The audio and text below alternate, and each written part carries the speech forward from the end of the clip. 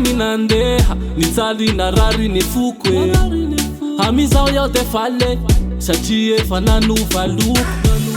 tena tsapako narary aho satria aho mba mana vomby tempo tsy tonga tao antsainao mbola io faparatisa ho ale sainko efa ela yaho nandigny ny hialanao kiale ianao raiky nandeha viavy folo zao falifaly tsy nahita kanga tsara soratrea fa leo nekola fa fatseny aho e netsika rofanyaka tsoratrea ka velona efa sitrantifoko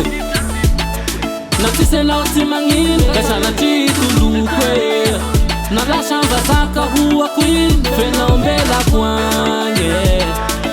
yafa nahita ny so fenao mbelako agny ndana mitata hafakoa tsy mieritreritry aho tsisy anao yaho te very enao nialanahy vo maika nisy jery aho e foko ato zaho fa sitrane sy vitanao rehetra zaho fa vitane fa nenay ohatry nikitane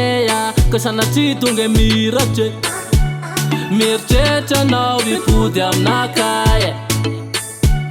fa le lovitsy kilalao yaho malaya efa naloaky anao ka tsatsy pody raha manakamboloty andanamody aneya fa lany taty anao raha fanafody efa mafaticatsy hay efa sitrantifoko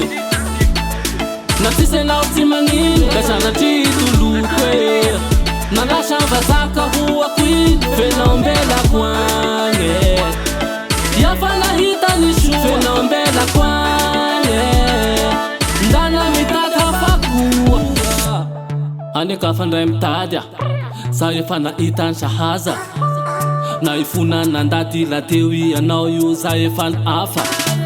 ewe anao io tavela mety efa manatsokera na mangalara no amvera soanga efa sitrantifoko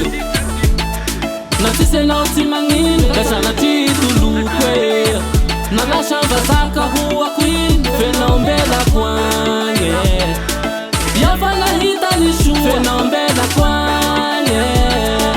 ndana mitady hafakoa efa sitrantifoko